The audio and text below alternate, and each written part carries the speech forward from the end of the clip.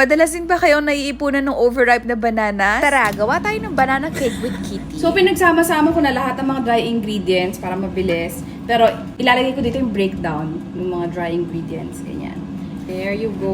Wow. Oh, wow. Put the... What's this? Oh, what's this?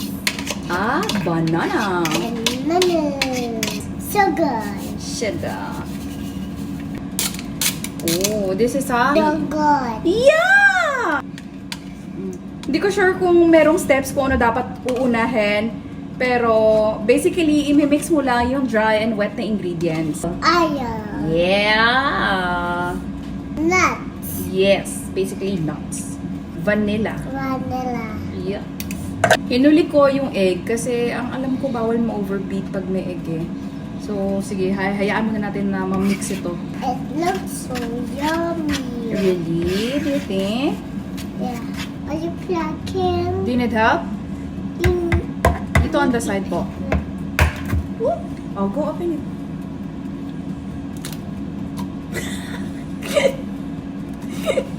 Mama will help you kasi the shells will come out. I will basta.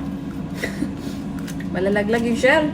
Meron na tayong spatula. Scrape the side kasi 'di ba may natitira and then you fold it in the middle.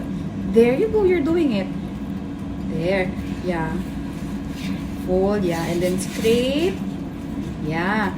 We will mix until wala na tayong makikitang buo-buong powder or flour na mga dry ingredients, okay? Where's the powder? Ito yung loko. Ito you see? Medyo powdery pa siya. So, we will mix until mawala na yung powdery form. So, this one, ito lang yung parang tin can or container na kasya sa aming air fryer. Hopefully, okay lang siya. First time ko to gagamitin for baking. So, ngayon, anak, ang ginagawa natin is, we're putting oil dito sa ating container para it will not stick. Hindi siya magdidikit, okay? Yeah, we're just putting it there. Naglagay na rin pala kami ng mga dito, nuts. Nakita nyo na pala. Tapos, nag-preheat na rin pala tayo ng oven. You know why we make tak-tak? Right. Yeah. Para no bubbles inside. That's the purpose why we make tak-tak. Can you help me sprinkle? Yeah. Go. On top. Yeah. Spread it around, sweetheart. Not just in one area.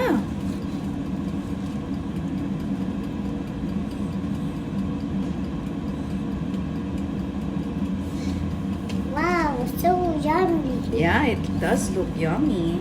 Yeah, do you think this is okay na? Yeah. Yeah. Let's add a little bit more. And we are? Done. Yeah. So, si Mama na lang ang maglalagay dito kasi it's hot Mama na lang will put it, okay? Bayabaw. Oh, bakit 3? I'll be cheesy. You're already 3. Saktong-sakto siya. Oops, mali. Keep it at 165. Tapos, 30 minutes daw. Or 35. Medyo basa pa. Pag ganyan, it means medyo kulang pa siya. Although, sunog na yung top niya eh. Siguro 5 more minutes.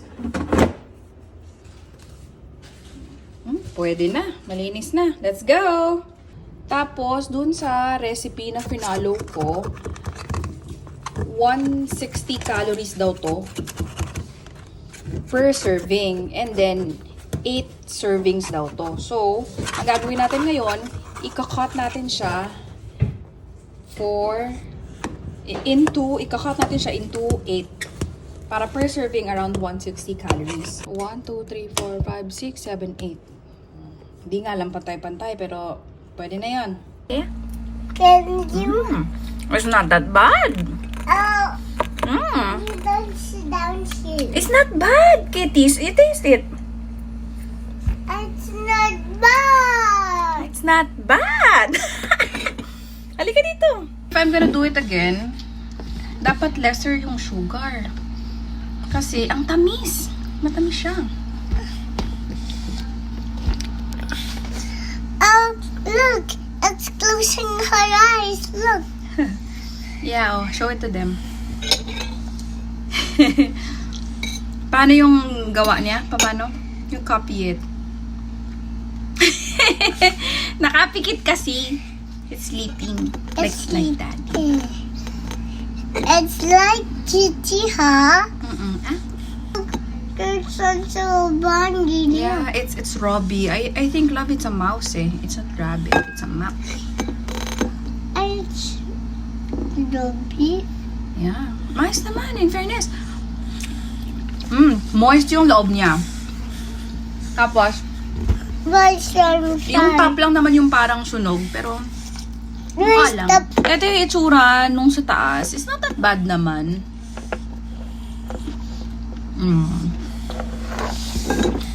Kailangan talaga siya iyan. Sabaan, lower yung temperature, pero longer yung baking time. It's okay, it's the first time.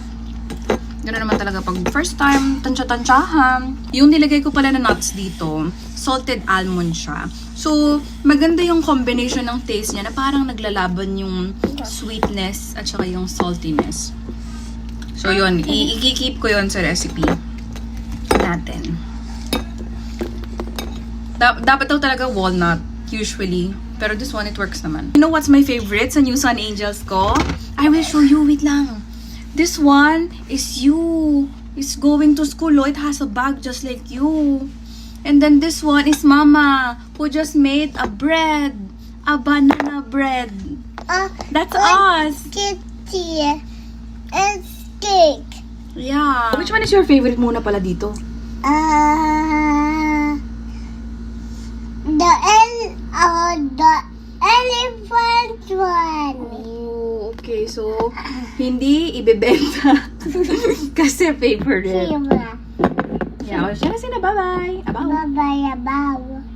Gawa tayo ng cookies with Kitty gamit ang air fryer. Ito yung mga kailangang ingredients. First, imimix lang natin yung dairy cream and sugar until maging creamy. After nun, we'll add 1 egg and vanilla extract. Mix, mix, mix! Next na ilalagay is yung flour, baking soda, and salt. Beat lang natin yung mixture until everything is combined. Lastly, we'll add the chocolate chips. Yung ginamit nga pala namin kalahating milk chocolate and kalahating dark chocolate. Next is i-roll natin yung dough into a ball and i-bake natin for 10 to 12 minutes at 160 degrees Celsius. Dairy cream ang katuwang namin sa kitchen, hindi lang sa baking, pati na rin sa cooking dahil hindi lang ito affordable, linamnam pa. Pag ganito naman talaga ang bonding moments namin ni Kitty, nafe-feel ko talaga na ang sarap maging ina. Kaya mga mommies, enjoy nyo na rin ang buttery linamnam na dagdag ng dairy cream not just this Mother's Day but every day. Available in all leading supermarkets and groceries nationwide.